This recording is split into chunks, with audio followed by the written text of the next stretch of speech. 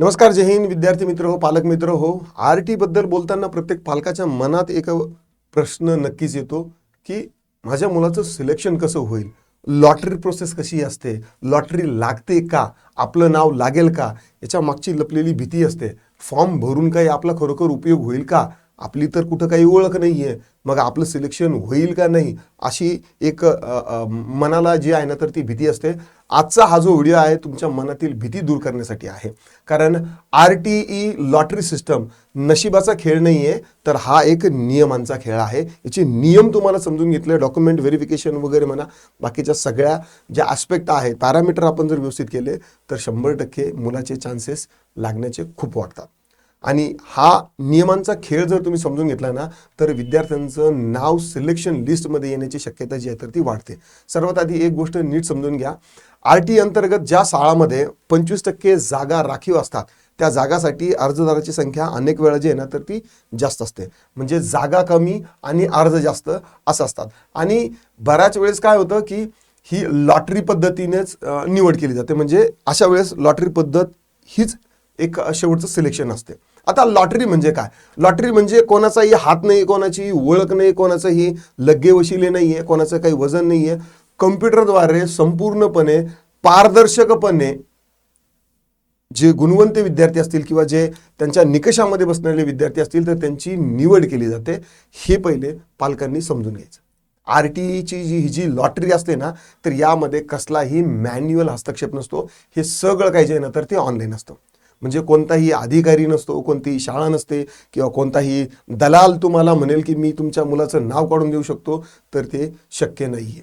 खूप पालक विचारतात, मग सर आमचं नाव कसं लागेल, पोराचं सिलेक्शन कसं होईल? त्याचं उत्तर साधं आहे. सर्वात अगोदर तुमचा फॉर्म योग्य पद्धतीने भरायलेला असायला पाहिजे. सगळी कागदपत्र बरोबर अपलोड केलेली असावी.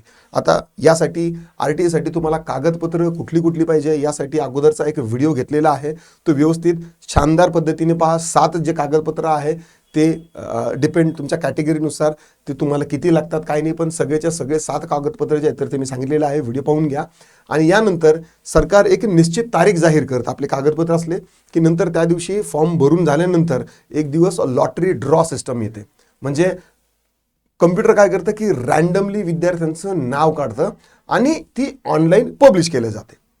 आता तिथून पुढं होतं की आपलं नाव सिलेक्शन लिस्टमध्ये आलं की आपला पुढचा टप्पा सुरू होतो. म्हणजे आपलं सिलेक्शन झालं म्हणजे लगेचच मुलांचं ॲडमिशन होतं असं नाही. तिथून पुढे डॉक्युमेंट व्हेरिफिकेशन होतं, शाळेला रिपोर्टिंग करावं लागते. याच ठिकाणी बरेचसे पालक जे आहे ना तर ते गोंधळून जातात. सिलेक्शन होतं मुलाचं, पण डॉक्युमेंट व्हेरिफिकेशन आणि शाळा रिपोर्टिंग जे आहे ना तर तिथं त्यांच्या मनात भरपूर असा आंधळा गोंधळ असतो. वेळेत शाळेमध्ये जर ते पोहोचले नाही तर नाव असून सुद्धा पोरांचं जो प्रवेश आहे तर तो नाकारला जातो. म्हणून ही अत्यंत महत्त्वाची गोष्ट आहे, ती लक्षात घ्या. RTEमध्ये नाव लागणं जितकं महत्त्वाचं आहे तितकंच महत्त्वाचं वेळेत योग्य निर्णय घेणं पण आहे. अनेक पालक म्हणतात की पहिल्या फेरीत नाव लागत नाही, पण RTEमध्ये एकापेक्षा जास्त फेऱ्या देखील असतात. पहिल्या राऊंडमध्ये जर समजा आपला मुलाचा नंबर नाही लागला, दुसरी आणि तिसरी देखील फेरी असते. ही एक गोष्ट महत्त्वाची आहे. म्हणजे पहिल्या फेरीत नाव जरी नाही लागलं तरी दुसऱ्या किंवा तिसऱ्या फेरीत लागू शकतं आणि जागा रिकाम्या असल्या तरच दुसरी आणि तिसरी फेरी लागते. ही एक महत्त्वाचं आहे. म्हणजे एकदाच प्रयत्न करून थांबायचे नाही. RTE म्हणजे तुमच्या संयमाची परीक्षा आहे. जे पालक शेवटपर्यंत प्रक्रिया जी आहे, ही प्रोसेस जी आहे तर ती फॉलो करतात, त्यांना संधी मिळण्याची शक्यता जास्त असते. खूप लोक गैरसमज पसरतात की बाबा तिथं ओळख पाहिजे, लग्गे लागतात, वशिले लावतात, काही एक्सटर्नल डोनेशन द्यावं लागतं, पैसे द्यावे लागतात, शाळा जे आहे तर ते शाळेत त्यांचे ॲडमिशन करून घेतात. हे सगळं खोटं आहे.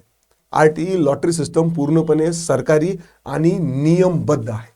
तुमचं काम फक्त या 3 गोष्टी करायच्या आहेत. मी सांगतो त्या गोष्टी 3 ज्या आहेत तर त्या नीट करणं तुमचं व्यवस्थित काम आहे. नंबर 1 माहिती घ्यायची, व्यवस्थित डिटेल A to Z माहिती घ्या. नंबर 2 फॉर्म नीट भरणं, नीट व्यवस्थित डॉक्युमेंट्सचे स्कॅन कॉपी जे आहे तर ते अपलोड करायचे, फॉर्म व्यवस्थित भरायचा आणि वेळेवर सगळी प्रोसेस पूर्ण करायची. या 3च गोष्टी करायच्या आहेत. शेवटी एक गोष्ट लक्षात ठेवा, RTE लॉटरी म्हणजे नशिबाचा खेळ नाही आहे, तर ही फक्त एक शिस्तबद्ध अशी शैली आहे. तुमची इन्फॉर्मेशन तुमच्याकडे किती आहे, कशा पद्धतीने तुम्ही ती इन्फॉर्मेशन अपलोड करता, बस हेच आहे. ज्यांना ही माहिती आहे किंवा ज्यांनी ही माहिती घेतली, घाई न करता सगळं नीट व्यवस्थित वाचलं, त्यांची मुलं जी आहेत तर ते सिलेक्ट होतात. आणि हेच तुम्हाला देखील तुमच्या पाल्याचं जे नाव जे आहे तर ते सिलेक्शन लिस्टमध्ये नक्कीच दिसेल. हा व्हिडिओ प्रत्येक पालकापर्यंत पोहोचवा, शेअर करा. मी आजही म्हणतो लॉटरी लागते का, काही उपयोग होणार आहे का, तर खरोखर होतो. योग्य माहिती मिळाली तर भीती संपते, मी अगोदरही सांगितलेलं आहे. आणि भीती संपली की योग्य निर्णय जो आहे तर तो घेतला जातो. आशा करतो तुम्हाला आजचा व्हिडिओ आवडला असेल. जर तुम्हाला काही दिक्कत, डाऊट, क्वेरी, परेशान असतील खाली कमेंटमध्ये नोंदवा. आता पुरतं एवढंच. पुन्हा भेटूया पुढच्या म्हणजे पुढच्या व्हिडिओमध्ये, ज्यामध्ये मी तुम्हाला RTE मध्ये कोणत्या शाळा चांगल्या आहेत हे कशा ओळखायच्या हे तुम्हाला पुढच्या व्हिडिओमध्ये सांगणार आहे. आतापर्यंत एवढंच. थांबूया. राम राम.